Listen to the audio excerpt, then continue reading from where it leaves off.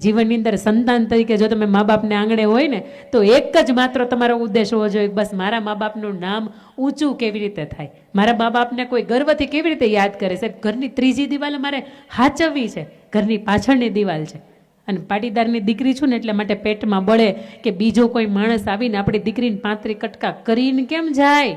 તમે 200 રૂપિયાની વસ્તુ લેવા જાઓ તો તમે 15 વખત ટક ટક ટક ટક કરો છો. તમે 20 રૂપિયાની તાવડી લેવા જાઓ તો તમે આમ ટક ટક કરો છો. આખી જિંદગી જેને હોપી દેવી છે એક વખત ટક ટક કરો ને. એક વખત બાપને પૂછો જ ખરા કે આની યારે જવા હે કે નહીં. એક વખત કાકાને પૂછો, મામાને પૂછો, ભાઈને પૂછો, એક વખત માને પૂછો કે માં આ પાત્ર ગમે છે, શું થાય? તમે હા પાડો છો? કારણ કે દીકરીઓ તમે ને હું તો ખાલી ચહેરા જોઈ છે. મા બાપ જોતા હશે ને એ હાથ પેઢીના વ્યવહાર જોવે, એ હાથ પેઢીના ખાનદાન જોવે છે, એના ખોરડાની આબરૂ જોવે છે, અને પછી તમારે એને હા પાડે છે. બાકી તમને તો એક વખત હરખ ભેરીને વળાવવા જ છે. તમારો જન્મ થયો ને ત્યારથી આ ઈશ્વરે બાપને દાતા બનાવી દીધો છે. દીકરાનો જન્મ થાય ને તો સમજો ઘરની અંદર બાપ દાતા ન બને. દીકરીનો જન્મ થાય ને તો એ દાનવીર બની જાય. કારણ કે એક વખત વિશ્વનું હારામાં હારું દાન એટલે મારે કન્યાદાન આપવાનું છે. અને એ કન્યાદાન બાપ આપી શકે ને, આ જવાબદારી આપણી આવે છે. અરે દુનિયાનું કોઈ માણસ બોલવું એમ બોલીને જાય, મારી મા બાપની વિરુદ્ધમાં બોલે ને તો અંજારની અંદર ચાકુ હારા મારું મળે છે, વાઢી નખાય. બાપની વિરુદ્ધ તું જા હે નો. પણ આપણને કોઈક બોલતો હોય કે તારા પપ્પાને શું ખબર પડે, આપણે મંડાઈ પડીએ હારે બરોબર છે, મારા પપ્પાને શું ખબર પડે. એક દીકરી એવી હોય કે એવું વિચારે કે નહીં ગમે એમ થાય મારા મા બાપની ઇજ્જત ને આબરૂ છે ને મારાથી છે. આ જેને લગ્ન થઈ ગયા ને 10-12 વર્ષ થઈ ગયા ને એને પૂછજો છે. કારણ કે એને કદાચ એના જીવનની અંદર લવ મેરેજના ઓછા કિસ્સા હશે. મારે પ્રેમ થઈ જાવ ને પ્રેમ લગ્ન કરવા એમાં બિલકુલ મારી વાતના એ બાબતમાં હું વિરુદ્ધ જ નથી. પણ પાત્ર એવું ટક્કરનું ગોતો ને કે આખા ગામની અંદરથી એમ થાય કે હા હાથે ગોઈતું જ પણ ટક્કરનું પાત્ર ગોઈતું છે. અને એવા ટક્કરના પાત્ર છે ને ખુલ્લી દુકાનના બારણે બેઠાય નથી. અત્યારે જે ધૂમ ધૂમ કરતી બાઇક ચલાવતો હોય તમને ગમી જાય, ને આમાં બે ઓલા કરતા હોય ને તમને ગમી જાય, 5-15 ફોટા ઇન્સ્ટાગ્રામની અંદર પોસ્ટ કર્યા હોય ને તમને ગમી જાય, ને એની યાર તમે લગ્ન કરવાનું નક્કી કરી નાખો. હારા ઘરના દીકરાઓ છે ને એને આવામાં ક્યાંય પડતા જ નથી. એને ખબર છે કે મારે 20 બાયોડેટા સામે પડ્યા હશે. હવે આપણે તો જે બાયોડેટા બન્યા ન હોય એ પહેલાં તો આપણે આપણા લગ્નનું નક્કી કરી નાખ્યું હોય. પાટીદાર સમાજની પાઘડી છે ને બહુ ઊંચી છે સાહેબ. પાઘડીની લાજ અંતર્ગત મારે કાર્યક્રમો હોય ને અંદર માત્ર દીકરીઓની જ વાતો હોય. એ પાઘડીની લાજ છે ને એ મા બાપની હચવાય ને બસ આપણે આવું કામ કરવાનું છે. ઘરની ચોથી દિવાલ એટલે ખાસ કરીને મા અને બાપ. જીવનની અંદર 3 ઈશ્વર હોય. એક તમારા સદગુરુ, તમારા ઈશ્વર હોય. બીજા ઈશ્વર તમે જેની મૂર્તિની પૂજા કરો છો. આપણને ખબર જ છે કે માં ઉમિયાને કઈ એવા સાક્ષાત 16 શણગાર સજીને આપણે દર્શન નથી આપવાના. એક પથ્થરની અંદર માં ઉમિયાને જોવાના છે. અને એની સામે તમે જે પણ ચિંતાઓ મૂકશો, જે પણ બાધાઓ મૂકશો, જે પણ વ્યથાઓ મૂકશો એ તમને મળશે. આ બીજા ઈશ્વર છે. અને ત્રીજા ઈશ્વર તમારા સાક્ષાત તમારા ઘરને આંગણે બેઠેલા મા બાપ છે. કદાચ મા ઉમિયા તમારા અને મારા જીવનની અંદર સુખ અને દુઃખ બે લખે, પણ આ મા બાપને આપણા જીવનની અંદર જો જીવનના લેખ લખવાનો અધિકાર હોય ને તો એ માત્ર જીવનની અંદર સુખ ને સુખ લખે, દુઃખ ન લખે ને એ મા બાપ છે. જે ઘરની અંદર મા બાપ હૈયે હાશકારો હોય, તાઢક અનુભવતા હોય અને સંતાનોની ઉપર આમાં એમ કહેવાય કે ન્યોછાવર થઈ ગયા હોય ને સાહેબ, એ મા બાપના જીવનનું પરમ સૌભાગ્ય એ છે કે એને સંતાનોની સાથે શ્રેષ્ઠ જીવન જીવી શક્યા. બાકી એક વખત મા કે બાપનું દેહાંત થઈ જાય, દિવાલ ઉપર ખીલી એનો ફોટો ટંગાઈ જાય, એની ઉપર સુખડનો હાર લાગી જાય અને પછી તમે એમ કહો કે બાપ તારી બહુ યાદ આવે છે, માં તમે બહુ યાદ આવો છો. સાહેબ એ કામનું નથી. એના શ્રાદ્ધ આવે ને તમે આખા ગામને લાડવા જમાડો એ કામનું નથી. પણ એ બા અત્યારે ધ્રુજતા ધ્રુજતા એમ કહેતા હોય કે બેટા શીરો ખાવાનું બહુ મન થયું. તે દિવસે સાહેબ તમે ડ્રાયફ્રૂટ નાખીને શીરો બનાવી દો ને તો એ બાને એમ થાય કે હા જિંદગીમાં બીજી વખત જો અવતાર મળે ને દીકરાની વહુ મળે ને તો તારા જેવી જ મળે. પા તો આપણે શું કહીએ ખબર, બાના કાન હોય ને એ કામ નથી કરતા, બાના ગોઠણ કામ નથી કરતા, બાના પગ કામ નથી કરતા, બાના હાથ કામ નથી કરતા, બાની આંખું કામ નથી કરતી, દાદાની આંખું કામ નથી કરતી, દાદાના હાથ કામ નથી કરતા, એની કમર કામ નથી કરતી, એની જીભ બહુ કામ કરે. ઈ બાએ એના હાહુ બાની હારે રહીને કાંઈ ખાધું? બા બોલો, તમારા હાહુની બીકમાં કાંઈ ખાધું? બા નહીં બોલે, એની બીક હોય તમારી. એના હાહુ બા હતા ને એને પૂછ્યા વગરનું કાંઈ ખવાતું નહીં, એટલે એને હાહુબાની સામે કાંઈ ખાધું નથી. હવે તમારા ઉપર રસોડાનું સામ્રાજ્ય હોય, તમારી સામે પણ કાંઈ ખવાતું નથી. નકર તો એમ કે મારા હાહુ છે ને કે શીરો બહુ ભાવે, લ્યો અઠવાડિયે હલાવી લેવીને ખાધા જ કરે. એટલે આપણે તારું શું જાય? શીરાના પૈસા તાર નથી દેવા, ખાંડના પૈસા તાર નથી દેવા, શુગરના એની અંદર જે પણ વસ્તુ નાખવાની એના પૈસા તાર નથી દેવાતી. બા ખાઈ છે ને ખાવા દે ને, આખી જિંદગી બિચારા બીકમાં ખાધું નથી એને હાહુબાની યારે. એક સુંદર મજાનો સાસુ બહુનો પ્રસંગ મારે તમને કેવો છે, પછી અહીંથી મારે કાર્યક્રમ અહીંથી પૂરો કરવો છે. 11 વાગ્યા આ મંચ ઉપર લગભગ 2.25 કલાક, 2 કલાક ને 20 મિનિટથી હું છું. મજા આવી તમારી સાથે, એટલે મજા આવી. એક સાસુ વહુનો મારે તમને પ્રસંગ કેવો છે. એક સાસુ વહુનો પ્રેમ કેવો હોય, ધડાધડી બોલાવે એવો. હાહુબા એક શબ્દ બોલે ને આપણે અમે વૈભવ સૂર્યવંશી કેમ ફટાક કરતો મારે બેટને. એક બોલમાં 6, બીજી બોલમાં 6, ત્રીજી બોલમાં 4, ઘડીકમાં 15.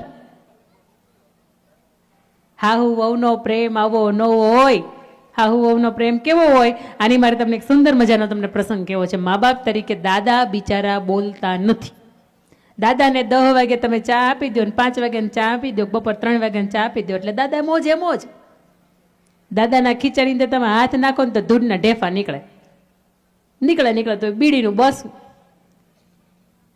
બીડીનું બાંધો નીકળે, બીજું કાંઈ ન નીકળે. કારણ કે એને એના જીવનની મૂડી જે છે ને એ દીકરાને જે ઘરનું સંભાળે એને હોપી દીધી છે. હા, બા પાસે નીકળે. એવું મેં તમને કહ્યું એમ કે બા ઓશીકું કેમ મૂકતા નથી, પણ ન મૂકે. બા જિંદગી મરશે નહીં ત્યાં સુધી ઓશીકું નહીં મૂકે. બધા બા હરખાઈ નહીં હોય પાછા. એટલે તમે પાછા બા બેઠા હોય એમ ન કહેતા કે બોલે બેન કાલે આવી હતી નકરું મારા વિરુદ્ધમાં જ બોલતી હતી. બા મારે તમને કેવું છે ખાલી કે તમારી પાસે હોય ને એટલા માટે હોય કે તમારા વ્યાજને આંગળી પકડીને દુકાનેથી તમારે ઓલા પડીકા લઈ દેવાના હોય,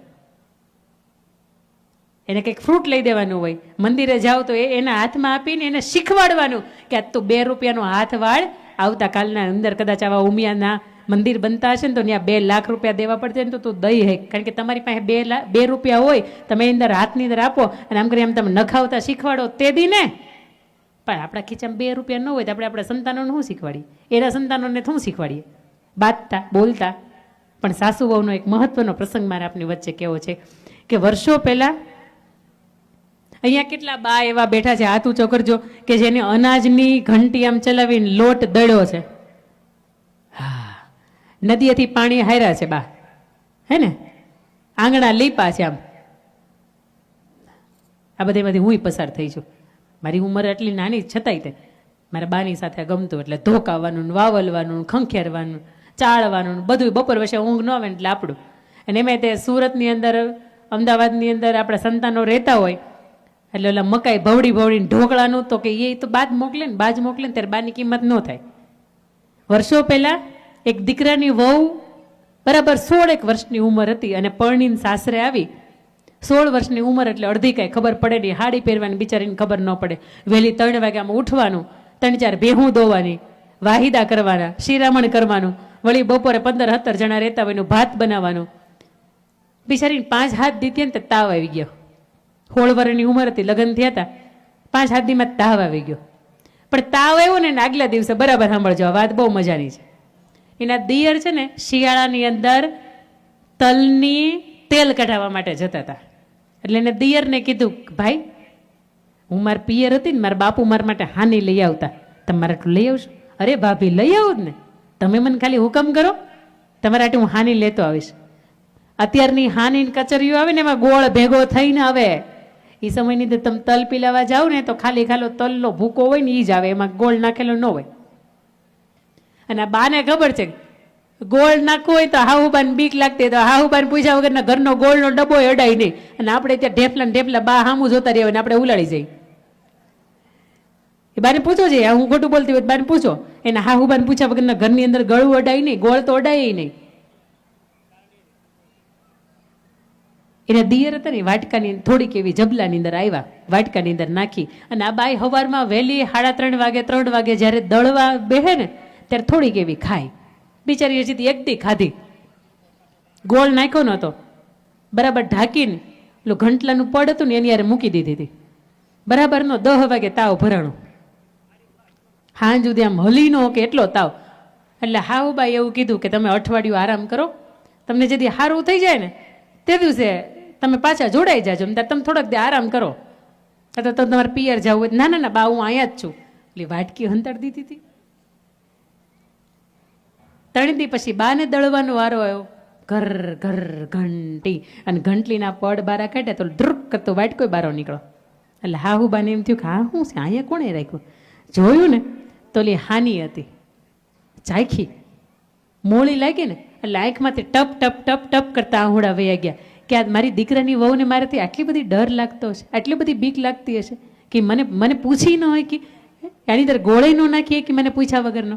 હળવેક દી ઊભા થયા, ગોળ નાખ્યો, થોડુંક એવું ઘી નાખ્યું, થોડુંક એવું ટોપરું નાખ્યું અને બરાબરની ચોળીને વાટકો ભરીને હળવેકથી મૂકી દીધો કે મારા દીકરાની વહુને કાંઈ વાંધો નહીં, એ મને કીધા વગરની ખાય છે ને તો હું એને આવી હારી ખવડાવું. દીકરાની વહુ ઘરને આંગણે આવે ને એટલે સાસુબાને ન ગોતતી હોય, એની માને ગોતતી હોય. અને સાસુબાન મારી વિનંતી છે, દીકરાની વહુ ઘરને આંગણે આવે ને એટલે આપણે એવું વિચારતા હોય હવેથી આપણે શાંતિ, હવે કરશે એને જે કરવું હોય એ. આપણે અત્યાર સુધી બહુ કામ કરી કરીને તૂટી ગયા. દીકરી થઈને જ આવી છે. તમારો દીકરા જેમ સોફા ઉપર ઘડીક બેસી જાય કે હા થાકી ગયો, દીકરાની વહુ ક્યારેક બેસી જાય ને તેને અંદરથી જોયા કરજો કે અમારી દીકરી કેમ થાકીને બેસી જતી. એમ દીકરાની વહુ બેસી ગઈ ને થાકી, કઈ મશીન નથી એ બા. દીકરાની વહુ ઘરને આંગણે આવે ને કઈ મશીન નથી કે ઢૈવડા જ કરે. એને થાક લાગે છે, એને પ્રેમ જોઈ છે, એને હૂંફ જોઈ, એને લાગણી જોઈ, એને કોઈક પૂછવા વાળું જોઈ તું થાકી ગઈ, અડધો થાક ઉતરી જાય, તમારી પ્રત્યેને પ્રેમ ડબલ થઈ જાય. ભાખરીમાં ઓલાનું મોણ નાખતી હોય ને તેલનું, તો બીજે દિવસે ઘીનું ને દૂધથી લોટ બાંધે. એને એક વખત પૂછો તો ખરે તું થાકી ગઈ કે નહીં. આ સાસુબા બહુ ડાયા હતા, તરત ઘીની અંદર બધું મિક્સ કર્યું અને પાછું હળવેકથી મૂકી દીધું. 3 દિવસ થયા ને એ પહેલાં રાતનો સમય કે બપોર પછીનો સમય આવે ને એટલે ઓલીને એમ થાય કે બા દળવા બેહે ને એ પહેલાં હું વાટકો લઈ આવું. એટલે હળવેકથી આમ ઊભી થઈને ખન ખન અવાજ આવે ને ઝાંઝરીનો, એટલે તરત એને હાહુબા એમ કે બટા કાંઈ જોતું હતું? ના ના બા કાંઈ નથી જોતું, હતી ને બે જાય. પાછી 3 દી સુધી આવેલું. 4થા દીએ હાહુબાએ બધું કાર્યક્રમ મિક્સ કરી દીધો. અઠવાડિયે તાવ ઉતરી ગયો, હારો થઈ ગયો તાવ, કડવું કડિયાતું પાયું. હાહુબાએ બહુ સેવા કરી એ સમયની અંદર એ દીકરાની બહુની. જેમ ડિલિવરી આપણી આવી હોય અને હાહુબા કે જેઠાણીબા આપણી સેવા કરે ને એમ એ હાહુબાઈ સેવા કરીને પછી દીકરાની વહુ આમ ઊભી થઈ ગઈ. અઠવાડિયા પછી દળવાનો વારો આવ્યો. કરતું ઓલું પડ હતું ને એની હારે વાટકો બારો આવ્યો. હા શી કે હાહુબાઈ જોયો નથી કે બારો આવ્યો ને એમાં ઘીની સરસ મજાની સુગંધ આવતી હતી, ગોળની સુગંધ આવતી હતી. એટલે એને ખોલ્યું, ચાખ્યું, ડ્રાયફ્રૂટ ને એવું તો સરસ મજાનું એનું ટોપરું ને એવું નાખીને દેખાતું હતું. ચાખ્યું ને એટલે તરત ખબર પડી કે મારા સાસુબાઈ કર્યું હશે. આંખમાં ત્યાં આહુડા ટપ ટપ નીકળી ગયા કે મારી માં કરતાંય મારા હાહુબા કેટલો મારો ખ્યાલ રાખે છે, કેટલો મને વાલ કરે છે, કેટલો પ્રેમ કરે છે. ભલે એ મને નથી કહી શકતા, હું એ નથી કહી શકતી કે તમે મને બહુ પ્રેમ કરો છો, તું મને બહુ ગમે છે, પણ મારી સંભાળ કેટલી રાખે છે. અને એ પછીથી દીકરાને વહુએ બીજા જ દિવસથી સાસુ, પહેલાં તો શરૂઆતની અંદર ઘર્ષણ થાય ને, આઘાત એવો પ્રત્યાઘાત, આ બધા સાયન્સના નિયમો છે, ઘર્ષણ થાય થોડું, હામાં પાણી હાલીએ, પણ જ્યાં સુધી એક વખત પ્રેમ ન થઈ જાય ને પાત્રની સાથે ત્યાં સુધી આ તકલીફ રહી પડે. એક વખત એની તમે વ્યથા પારખો ને, એક વખત એનાથી પ્રેમ થઈ જાય ને પછી આ બધી તકલીફો ભૂલાઈ જાય.